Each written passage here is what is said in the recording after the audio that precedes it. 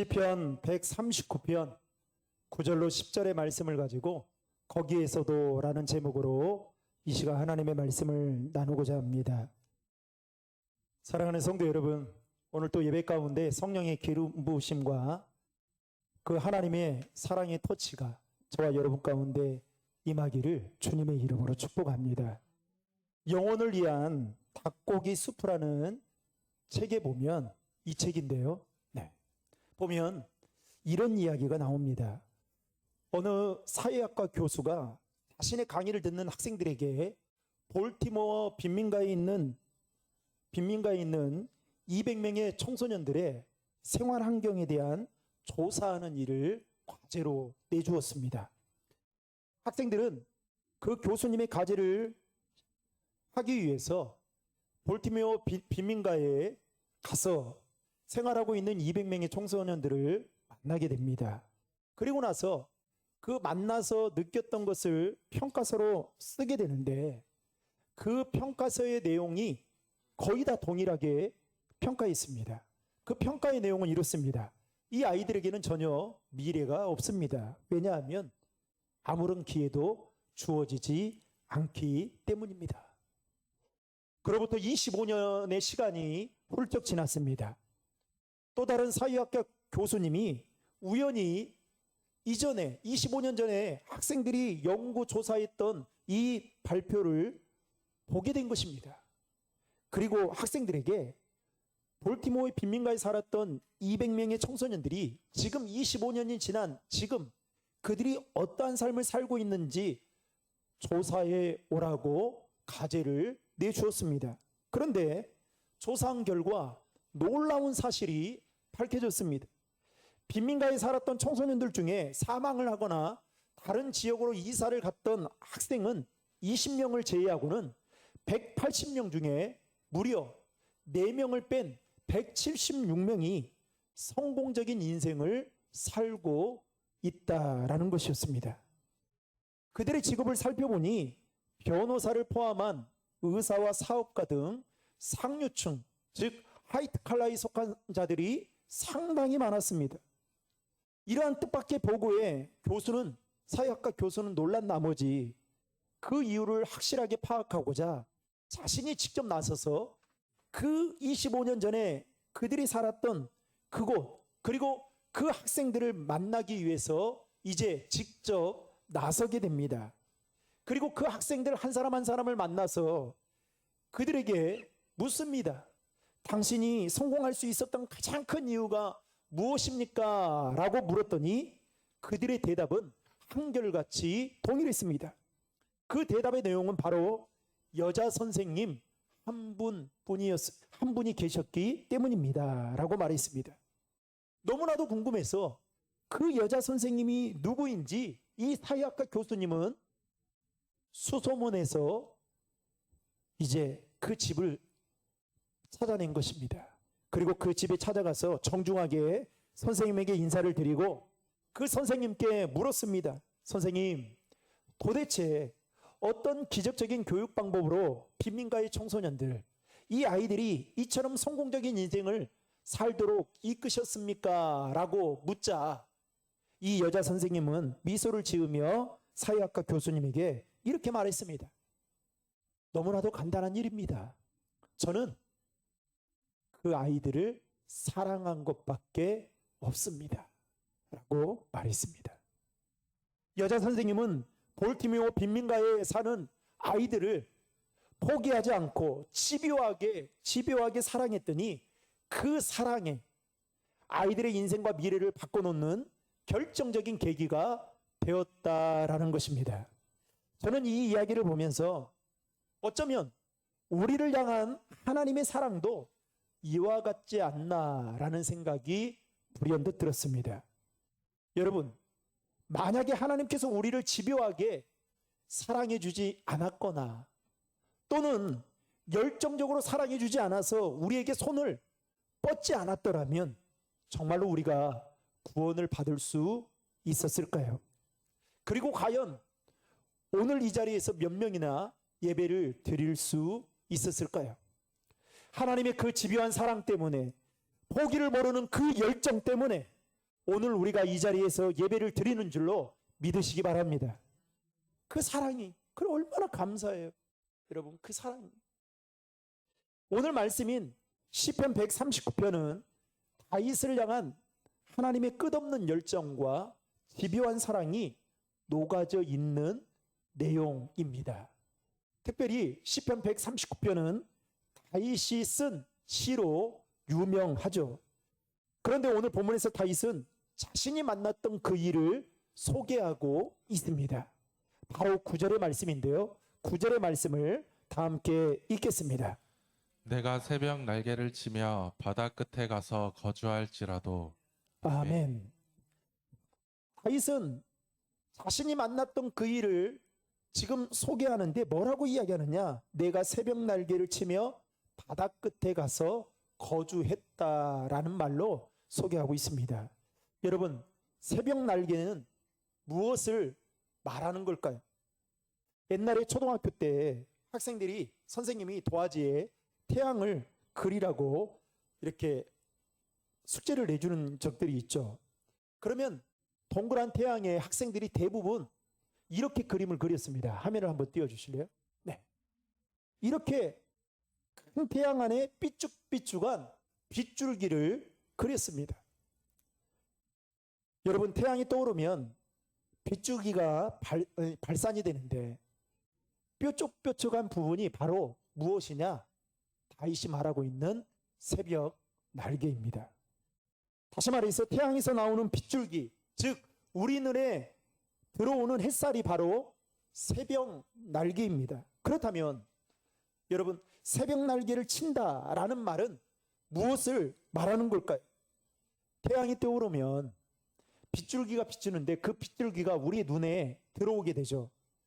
즉 태양이 떠올라서 햇살이 우리 눈에 들어오는 시간이 여러분 짧을까요? 길까요? 너무나도 짧습니다. 다시 말하면 순식간입니다. 이처럼 눈 깜짝할 사이에 해가 떠올라서 그 빛이 우리 눈에 들어오게 되는데 이것이 바로 새벽 날개를 친다라는 말의 의미입니다. 그러면서 다윗은 뭐라고 이야기하느냐? 순식간에 바다 끝에 가서 거주한다라고 말하고 있습니다. 여러분, 여기서 바다는 지중해를 말합니다. 이 바다 끝은 지중해 끝으로 가는 것을 말하는 것이죠. 그런데 그때 당시에 많은 사람들의 내리에는 이 지중해 끝은 그야말로 지구 끝이고, 즉 더 이상 한 걸음도 내딜 수 없는 곳, 즉 절망이 가득한 곳을 바로 바다 끝이라고 생각하고 있었습니다. 다시 정리해 보면 새벽 날개를 치며 바다 끝에 거주한다라는 이 말은 햇빛이 내 눈에 들어오는 그 짧은 순간에, 순식간에 내가 어디 끝으로 간다고요? 절망의 땅으로 가 있다라는 것을 말하고 있는 것입니다. 자, 그렇다면 시편 139편이 누구의 시다고요? 다윗이 쓴 시인데, 여러분, 다윗의 인생 가운데 이런 순간, 순식간에 절망의 나락으로 떨어진 그 일이 있었을까요? 없었을까요? 여러분, 어떻게 잘 아십니까? 다윗의 인생을 돌아보면 그는 순식간에 절망의 나락으로 떨어졌던 그 일들이 다윗의 삶 가운데 너무나도 많았던 것을 우리는 성경을 통해 확인할 수가 있습니다. 예를 들어볼까요? 우리가 잘 아는 대로 다윗은 이새의 막내 아들이었습니다. 게다가 그는 양을 치는 목동이었죠. 어느 날 아버지가 그를 부르더니 전쟁터에 나간 형들에게 도시락을 갖다 주라고 심부름을 시키면서 또 한 가지 숙제를 내줍니다. 형들의 안부를 살피고 와라. 형들이 안전하게 있는지 보고 오라 라고 심부름을 시킵니다. 다윗은 아버지의 심부름으로 형들이 있는 그곳으로 가게 됩니다. 그런데 그곳에 갔더니 누가 우두커니 서 있느냐? 블레셋의 장수였던 골리앗이 서 있었습니다. 그러면서 이 이스라엘 진영을 향해서 매일마다 으르렁거리는 거예요. 겁을 주는 겁니다. 다윗은 결국 블레셋의 장수였던 골리앗과 싸움을 하게 됩니다. 그리고 하나님의 도우심을 힘입어 골리앗을 무너뜨리게 되죠. 이로 인해서 목동이었던 다윗은 국민적 영웅이 되게 됩니다. 그런데 그 기쁨도 잠시 다윗은 그때부터 사울왕의 질투를 사게 되죠. 하루는 전쟁에서 승리하고 다윗이 돌아오고 있는데 돌아오는 다윗을 향해 수많은 여인들이 이렇게 이야기합니다. 사울은 천천히요, 다윗은 만만이로다 라고 찬양하면서 다윗을 높이게 됩니다. 그 순간 사울이 위기감을 느껴요. 위협을 느낍니다. 그러면서 그의 입지가 점점 좁아지고 있다는 것을 느끼는 순간부터 이제 사울은 다윗을 죽여야겠다라는 마음을 먹게 되죠. 그래서 그를 죽이기 위해서 창을 여러분 몇 번 던집니까? 3번씩이나 던집니다. 얼마나 창을 세게 던졌던지 창이 벽에 박힐 정도로 다윗을 죽여야겠다라는 생각을 가지고 던집니다. 게다가 그렇게도 못 죽이니까 3,000명의 군인들을 여러분 보내어서 다윗을 색출하는 작업까지 하게 됩니다.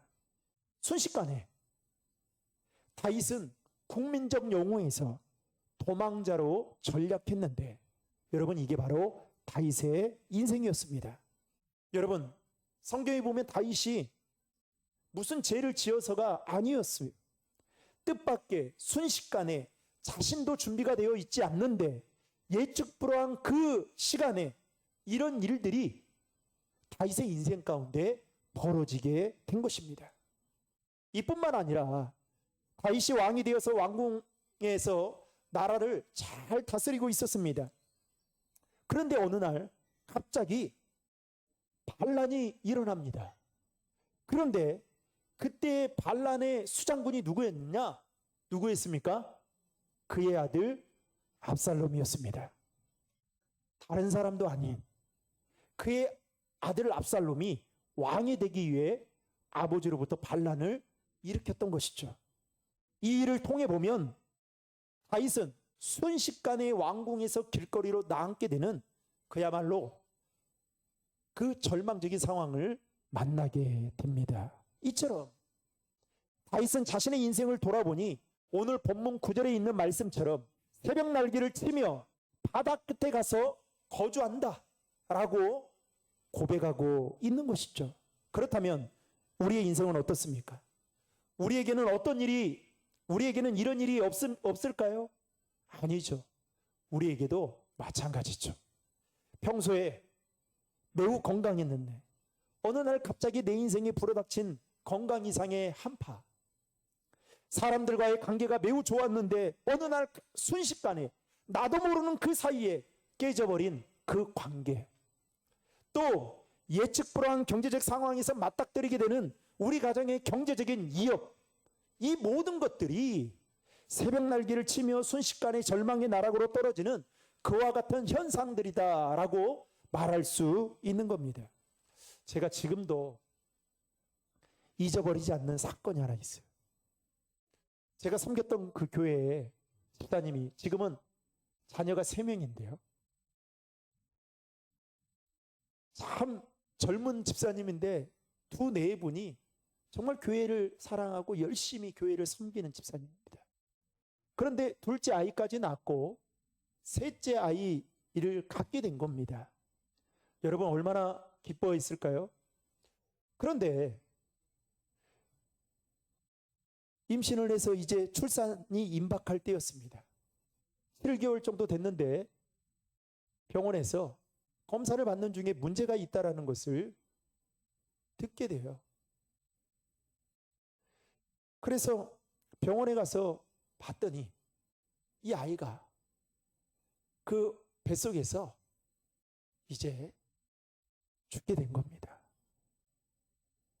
그래서 두 내분이 얼마나 낙심이 됐겠어요. 저도 그때서야 알았는데요. 나중에서야 알았는데 애가 다 이렇게 5개월 이상 되면 한 아이로 보고 그 사망 신고를 해야 된다 하더라고요. 그러니 여러분, 그 얼마나 마음이 좋지 않았겠어요? 또 한 번은 두 네 분이 결혼을 하고 오랫동안 아이를 갖지 못했습니다. 그런데 어떻게 해서 과학적인 도움을 받아서 아이를 갖게 됐는데 쌍둥이를 갖게 된 거예요. 그런데 한 아이는 이미 뱃속에서 이제 죽게 되고, 그 또 하나의 아이는 이제 가까스로 아주 그야말로 그 1kg도 안 되는 그 아이를 빨리 낳게 되었습니다. 그런데 그 병원에서 나와야 되는데 이 아이가 나오지 못하는 거예요. 인큐베이터 안에서 결국은 몇 달 동안 있다가 부모님이 아이에게 젖 한 번 먹이지 못하고 떠나 보내야 되는 그런 가정을 본 적도 있습니다. 여러분, 이 모든 것들이 새벽 날개를 치며 순식간에 절망의 나락으로 떨어지는 현상들인데, 이와 같은 일들이 우리 인생에 없냐라는 겁니다. 없다라고 단언할 수 없다라는 것이죠. 안타까운 것은 이런 문제가 우리 인생에 한 번에 하나씩 오는 것이 아니라 때로는 쌍으로 올 때가 있다라는 것입니다. 예를 들면 회사도 힘들어요. 그런데 집에 들어가면 바가지를 긁기도 하죠. 남편만 속썩이면 좋겠는데 자식까지 속썩입니다.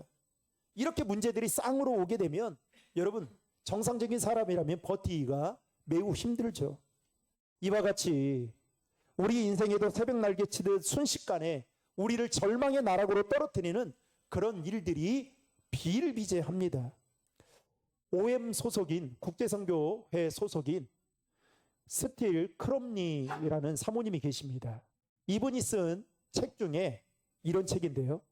사망의 골짜기를 지날지라도 라는 책입니다. 그 책에 보면 그녀의 가정사에 대한 이야기가 나오면서 이 크롬니 사모님에게는 3명의 자녀들이 있었습니다. 그런데 첫째 아이는 4살 때 갑자기 백혈병으로 아이가 죽게 됩니다.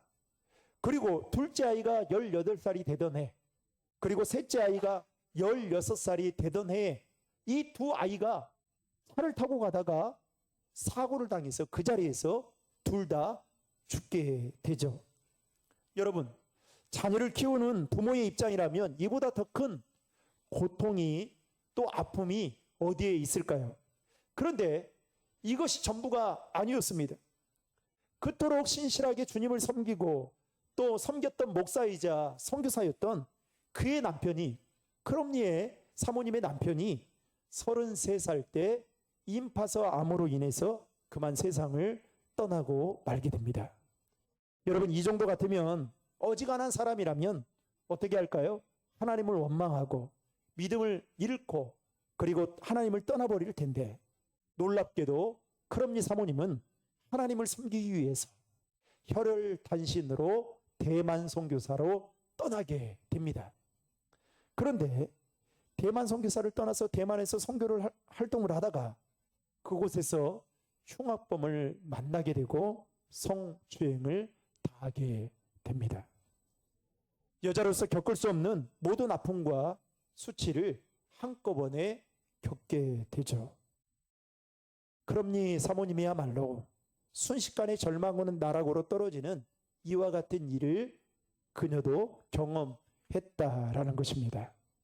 여러분, 우리 인생 가운데에도 이와 같이 중첩해서 밀려오는 고난들이 있습니다.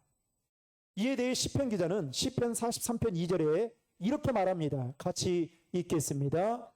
주는 나의 힘이 되신 하나님이시거늘 어찌하여 나를 버리셨나이까?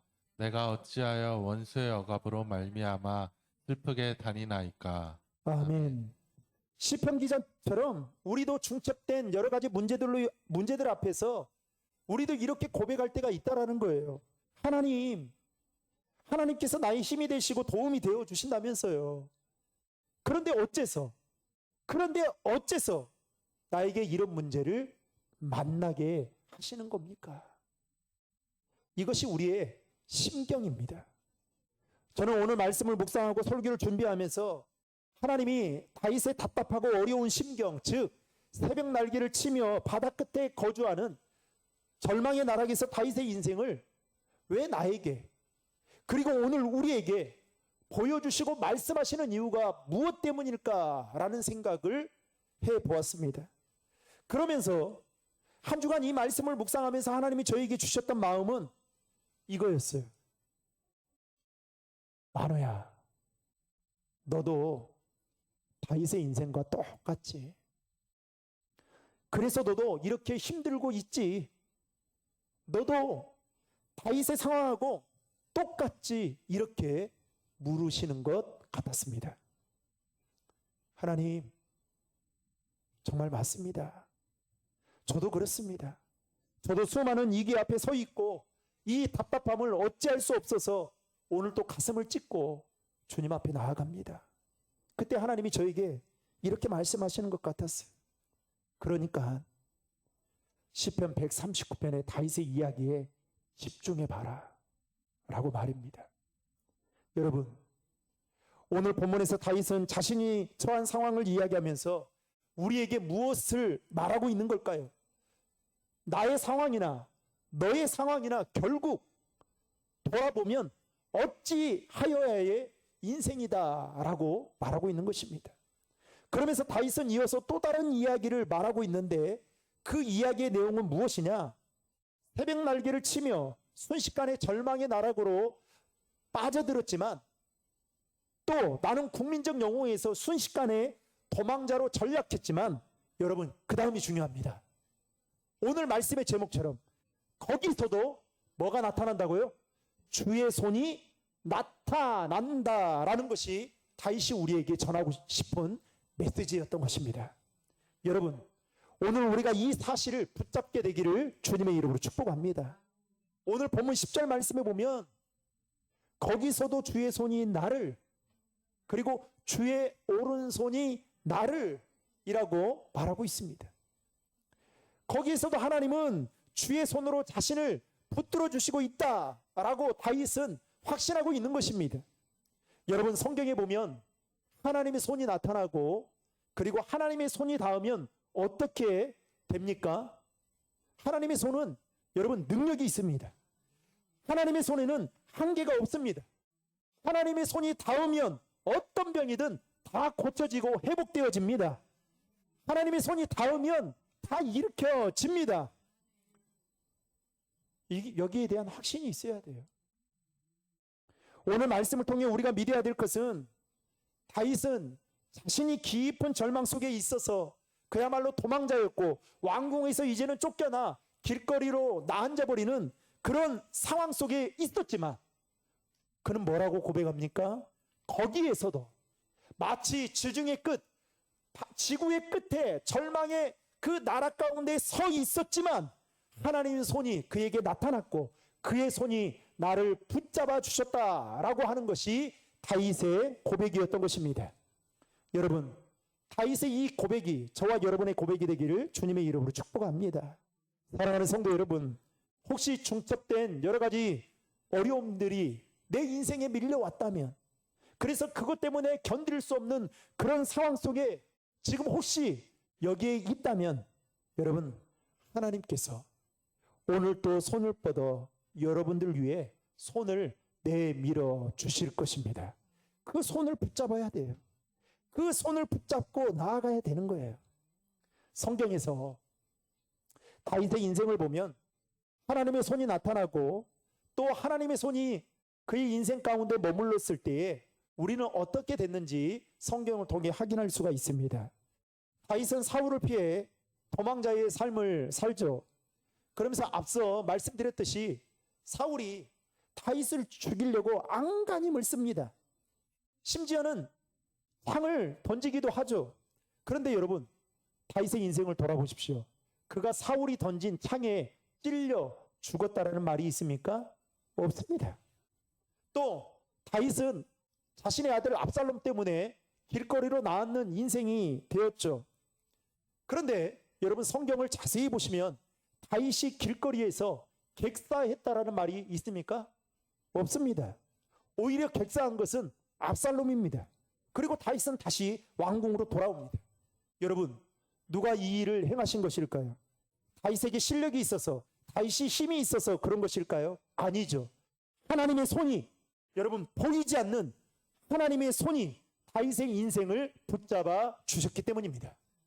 여러분, 그래서 오늘 이 시간에도 보이지 않는 하나님의 손이 저와 여러분들을 붙잡고 있다는 사실을 믿으시기를 바랍니다.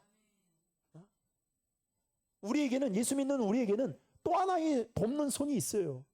그 손은 바로 하나님의 손입니다. 그러면서 다윗은 마지막으로 하고 싶었던 말이 오늘 10절의 말씀입니다. 10절 말씀 함께 읽겠습니다. 거기서도 주의 손이 나를 인도하시며 주의 오른손이 나를 붙드시리이다. 아멘. 자, 여러분, 다윗의 상황이 좋지 않았어요.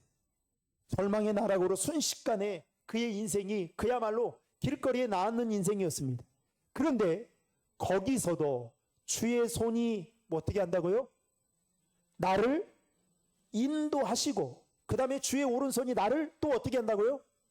붙드신다. 여러분, 우리는 두 단어에 집중할 필요가 있습니다. 하나는 인도라는 단어이고 하나는 붙드심이라는 단어인데요. 인도라는 이 단어는 히브리 말로 나라라는 단어인데, 이 나라라는 단어의 뜻을 이렇게 설명하고 있습니다. 들어보세요.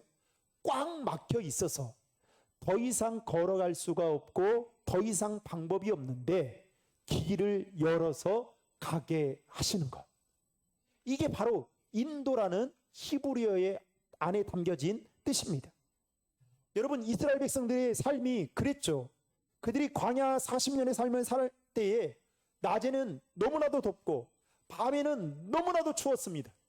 그런데 하나님이 그래서 걸어갈 수가 없고 더 이상 그곳에서 지낼 수가 없었습니다. 그런데 하나님이 그때마다 어떻게 합니까? 그들을 인도합니다. 무엇으로요? 구름 기둥과 불 기둥으로. 낮에는 너무 더우니까 구름 기둥으로 그들을 막아주시고, 밤에는 너무 추우니까 불 기둥으로 이스라엘 백성들을 인도해 주셨던 것입니다. 사랑하는 성도 여러분, 오늘 저와 여러분들에게도 그런 하나님의 인도하심이 있기를 주님의 이름으로 축원합니다. 또 하나 우리가 눈여겨볼 말씀은 붙드심이라는 단어입니다.